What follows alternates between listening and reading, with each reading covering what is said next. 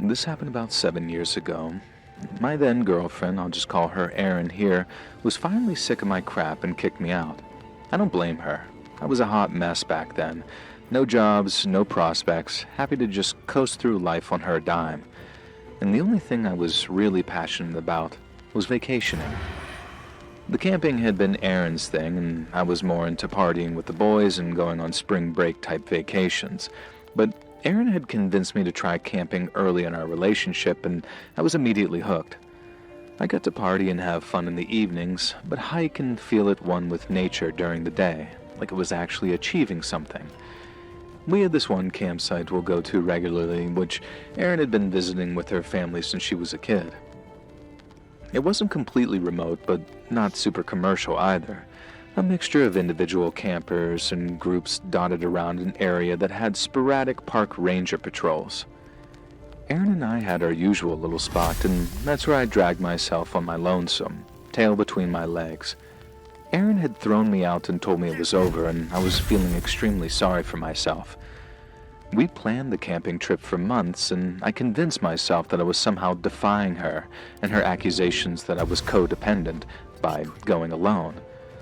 Now, I'll also admit that I had the faintest hope that Erin would show up at the site herself, either alone or with her family, and we could have some big reconciliation. That didn't happen, obviously. A family did show up, though, only it was not Erin's. I was kind of surprised to find a car near my tent on the second morning of my vacation.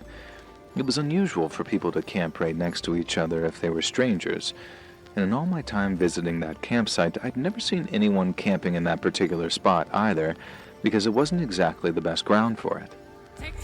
But that morning, as I blinked and ate my way through a hangover, I watched as the Johnson family, as I'll call them, unloaded their stuff and set up their tent.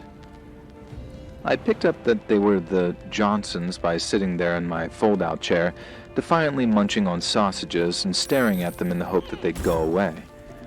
I wanted to make my presence as unwelcome as possible and either pick a fight or be left alone.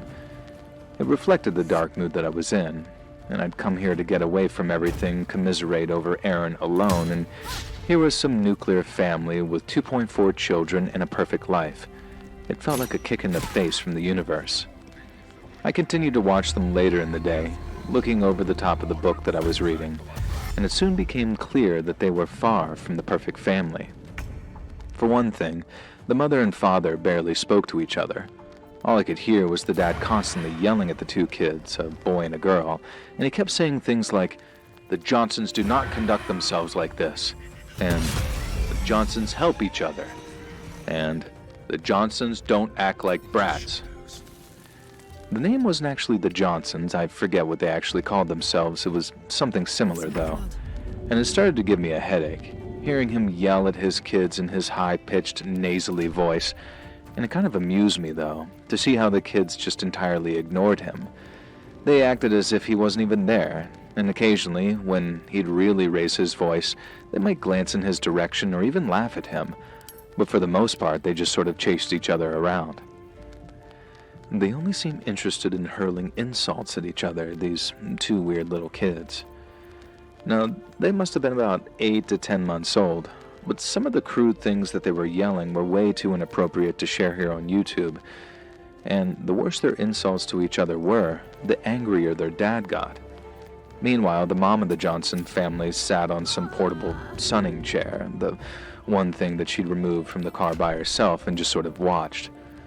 When the day started to get really hot, I kind of just was shocked and a little embarrassed to notice that she'd started sunbathing without a top on. The dad seemed to notice this too and saw that I was looking, and it stressed him even further. Now, I could tell that he wanted to say something to me, but he also wouldn't let himself. Now, for my part, I was in a bad mood and wanted to pick a fight, so I refused to be intimidated or move. And besides, in the language of the schoolyard, I was here first. And I started doubting whether I wanted to get into a fight with the Johnsons, though. The father got increasingly angry with his kids, speaking to them in a way that I'd never even heard a parent speak to their children before. And at one point, he grabbed the son's arm and yanked it so hard that I was certain that the son would react. He did react, but not in the pained and hurt way that I expected. Instead, He just called his dad some slur and ran off chasing his sister again. And the entire family was utterly and horrifyingly obnoxious. Well, I'd first thought the universe was taunting me by showing me what I could have had with Erin. Now I thought it was saving me by, well, showing me what I could have had with Erin. Childish, but I was directing my anger at her towards this awful family, sitting there just scowling at them while nursing my beer. Eventually it became overcast and the mom got dressed again. The family built a campfire in their designated fire pit, the one benefit to the place I'd chosen to set up camp.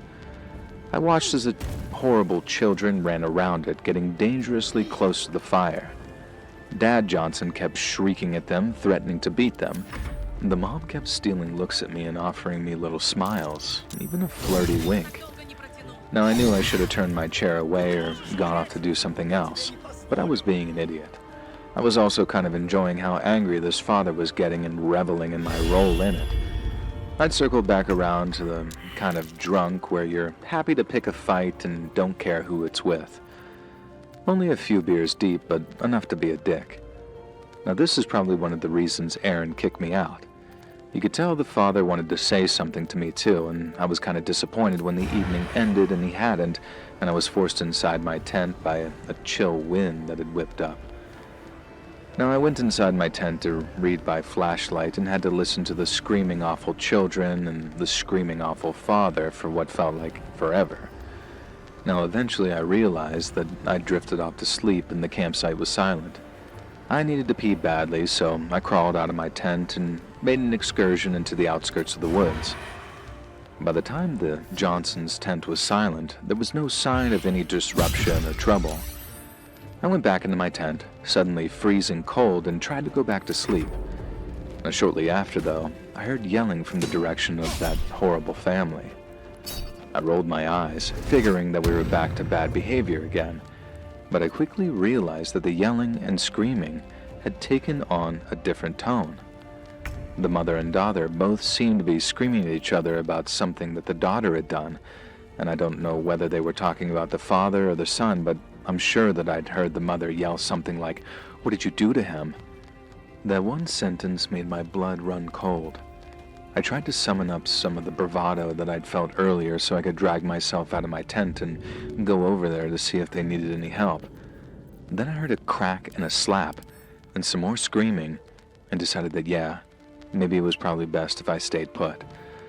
I did have some cell reception though, so I placed a quick call to the cops to inform them that, that terrible family camping next to me might literally be killing each other right now. Now, helpfully, this dispatch put me through to an officer who informed me that the campsite was outside the local police jurisdiction, so I could call the park ranger for any non-emergency issues. I tried to explain that I was pretty sure that they might be hurting each other, but I guess something about my slurred words or delivery caused them to doubt me. Now, meanwhile, I tried to reconnect to the painfully slow 4G to Google the number for the park ranger, and on the next tent over, the Johnsons seemed to be shrieking at each other again, and one of the male voices had joined in that fray. I couldn't tell if it was the son or the father with how high-pitched and shrill the father could get. I don't know for sure, but taking into account the things that they were screaming at each other about, I'm almost certain that one of the kids had either killed the father or killed the other sibling. At least the mom seemed to think so, and was screaming at them about getting out of here and making things right. I know I was a total coward by hiding in my tent, but I cannot stress just how intimidating and horrifying this family had become. To this day, I've never met people like it, so I kind of just continued trying to call the park ranger while pretending I wasn't actually there. Eventually, it became too hard to ignore, though. The screaming died down, and through the wall of my tent, I could see what looked like flames starting to glow. Now, I was pretty certain that it wasn't the campfire either. That was it. And enough was enough. Time to insert myself into that situation.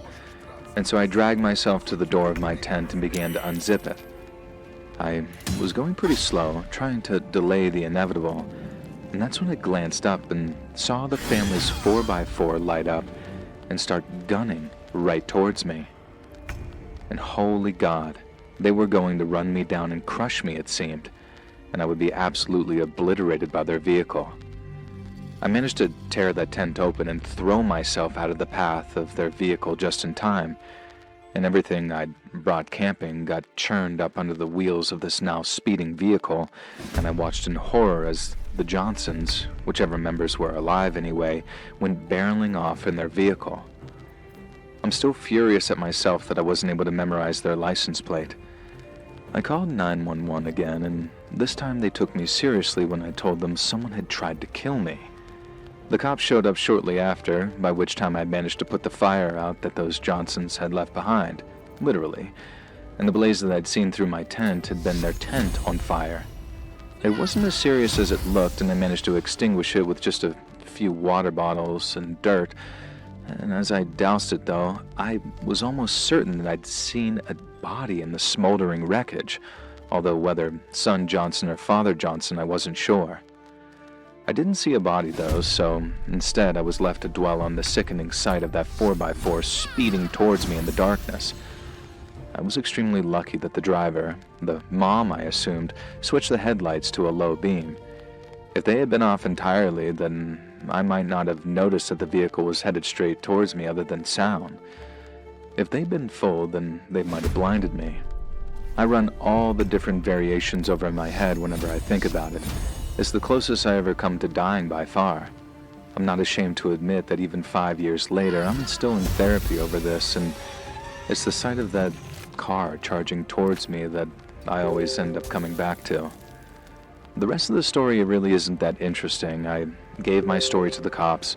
They promised to keep me informed, and they never did. I have no idea if any member of that family died that night, and I do know that they would have happily killed me if I hadn't dodged out of the way at the final second, though. I don't know if they were aiming for me or simply forgot that I was there. I just hope it was the latter, but I think it was the former. Either way, screw you to the Johnsons.